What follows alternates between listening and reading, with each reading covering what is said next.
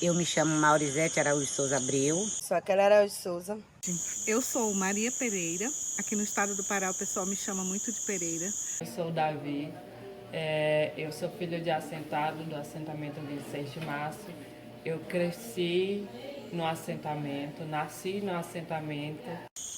Vou contar um pouco da história quando a gente ocupou aqui a Fazenda Cabaceira, que a gente não conhecia por 26 de março, era Cabaceira. Um belo dia a gente foi cadastrado em Marabá e fomos convidados para uma assembleia no INCRA. E que a gente fosse com a bolsa, já com as bolsas da gente, que a gente não tinha o destino certo. Então a gente foi para essa reunião no INCRA, chegamos lá, teve uma grande assembleia com muita gente e de repente nessa assembleia foi dito que a gente já vinha para a ocupação. Todo mundo queria saber para onde era, mas ninguém sabia, porque quem estava comandando não disse para onde a gente vinha. Simplesmente apareceu 8 caminhões e aí o povo foi subindo em cima com as bolsas e o que tinha para comer e seguimos a estrada. Passamos pelo quilômetro 6 e descemos para cá. Na época era conhecida PA 150. Então a federal veio acompanhando a gente, a polícia, né? Isso era mais ou menos umas 5 horas da tarde, quando a gente saiu de Marabá. Chegamos aqui, como a gente vinha devagar, porque era muita gente em cima dos caminhões. Então mais ou menos umas 7 horas da noite nós chegamos aqui. Nós descemos aqui na entrada hoje, onde é o IFPA, abaixo um pouquinho, onde tem aquele pé de manga, entre a ponte e aqui a entrada do Sororó.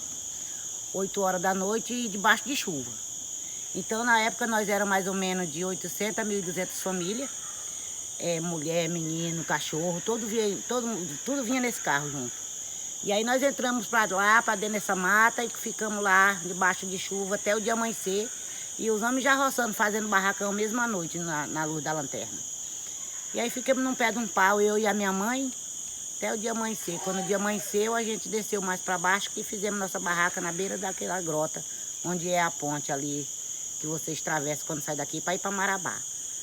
E foi isso no primeiro dia. E daí a gente ficou resistindo, sofremos muito. Na época, passamos também, voltando ainda um pouco, a gente passou por 3 despejos, onde teve um que foi muito difícil para as famílias. Uma dessas eliminar, que eles chamam, que é o despejo, umas eles conseguiram derrubar, né? Que aí a polícia não veio, mas nas outras 2 a polícia vieram.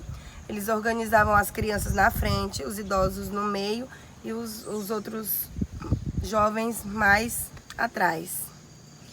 E aí a polícia vinha com os cachorros, tropa de choque, vinha com os cachorros, fazia aquela parede com aqueles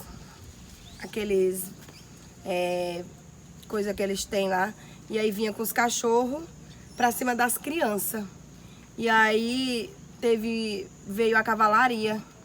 E aí a cavalaria passou pelo pessoal que tava fazendo a parede do tropa de choque e veio pra cima das crianças de cavalo.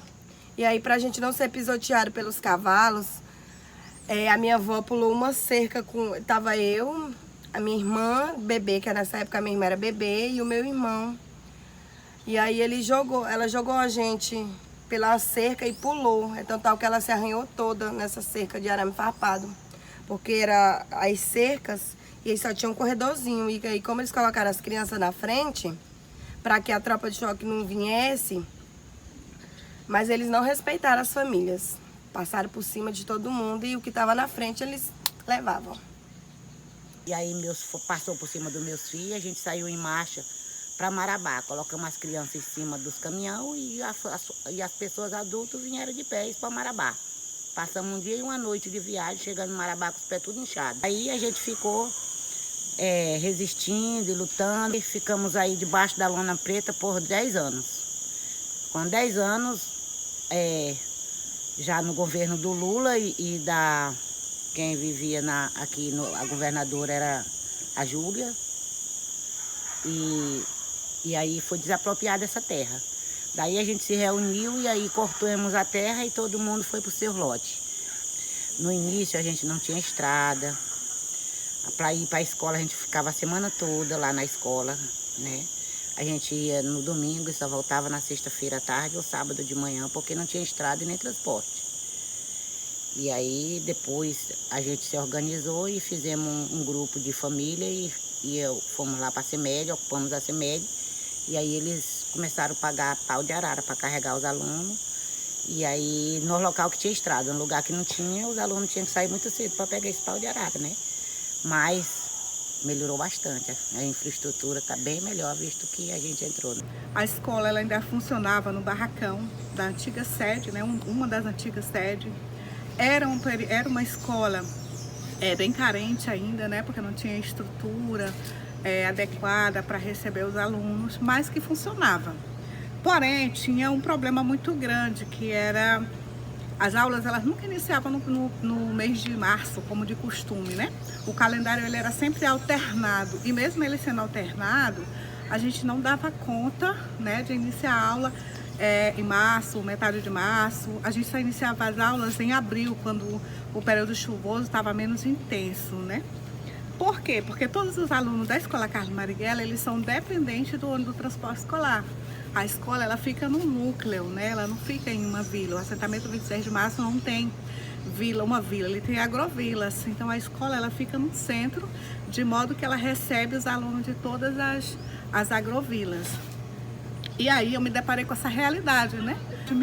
Me motivou a propor para a equipe, né, para o nosso coletivo de educação, o projeto, a qual eu intitulei de Projeto Educação do Campo em Movimento, né, que foi o primeiro experimento de integralização do ensino da Escola Carlos Marighella.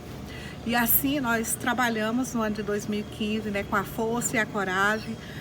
Nós tivemos muitos dos colegas foram parceiros, voluntários, e a gente estruturou o ensino de uma forma bem diferente, né? Para integralizar componentes curriculares, nós organizamos o ensino em 4 grandes eixos temáticos, não, 4 eixos, né?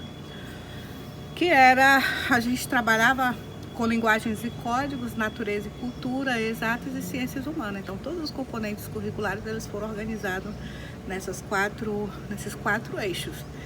Eu acho que pela Escola Carlos Marighella abordar uma metodologia mais diferenciada das outras escolas, que envolve muito brincadeiras, que envolve muito metodologias práticas mesmo. Você faz mais aulas práticas do que aulas teóricas. Então, isso contribui muito na infância dos jovens, dos adolescentes, dessas pessoas, desses sujeitos que estão sendo construídos dentro do assentamento em si, dentro da escola. Em 2018, eu fui afastada da escola, fui mandada para uma outra escola do município, né? Mas eu saí satisfeita porque a minha contribuição eu dei, né? Hoje a escola é uma escola de nome, né, bem reconhecida no município por desenvolver práticas educativas integralizadoras, né, ressignificadas. E aí para mim ficou essa bonita história, né, de contribuição na educação da Escola Carlos Marighella. O assentamento 26 de março, para mim, embora eu não tenha participado desse processo de luta e de conquista do assentamento 26 de março, aqui é o meu lugar de morada, né? Eu tenho uma chacrazinha, eu e meu esposo. Para mim é uma conquista também, porque eu nunca fui assentada aqui no estado do Pará, mas eu não me vejo morando fora de assentamento, das áreas de assentamento. Eu não me vejo morando em outro espaço a não ser esse espaço de conquista. Então, para mim, eu faço parte dessa história de conquista, embora não tenha participado diretamente do processo de conquista do assentamento 26 de março. O assentamento 26 de março representa para mim hoje uma grande história, eu acho. Faz parte da minha história. Ele me representa porque eu acho que muitas pessoas lutaram para ter o assentamento como ele é hoje, principalmente a Escola Carlos Marighella, que sofreu uma grande mudança no PPC, passou de meio período para período integral, né? Então, é muito importante ver como as pessoas elas lutaram para construir o assentamento que hoje é construído. E ao mesmo tempo é muito triste ver que os principais anciãos, os meus principais amigos, eles foram se mudando do assentamento, foram indo embora no decorrer do tempo. E aí poucas pessoas sobram, principalmente quando a gente fala de jovens. E os jovens, eles não permanecem mais nos assentamentos hoje em dia. Eles buscam os centros urbanos para melhores condições de trabalho, melhores condições de estudo. Isso é muito triste, muito triste. Eu espero que melhore, espero que as políticas públicas cheguem ao assentamento, aos assentamentos. Quando eu vim para cá não tinha expectativa de vida de nada, era analfabeta, hoje sou estudante já universitária.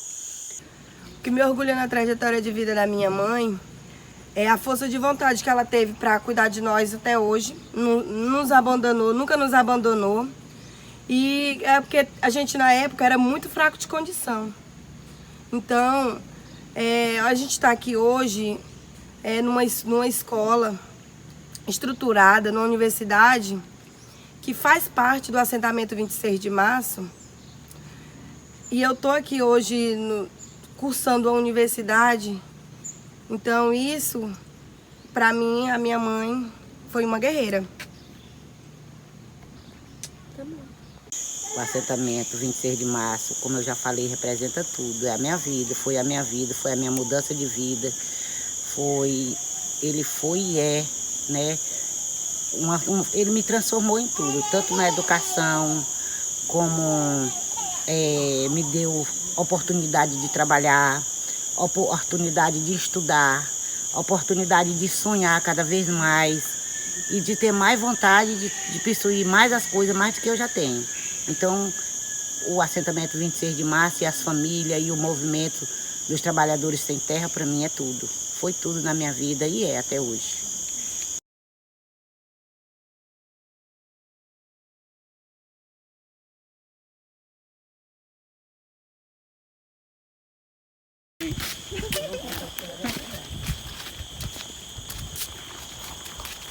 Tá no morro aí, na cara de alguém.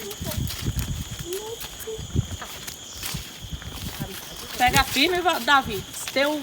Ô, mulher, por favor, Porque, gente, pelo amor de Deus, eu sou um braço esquerdo, eu sou ótima com o direito. Vai cair, mulher. Eu sou da esquerda porque eu tenho ela mesmo. Eu não quero perder, mas essa daqui.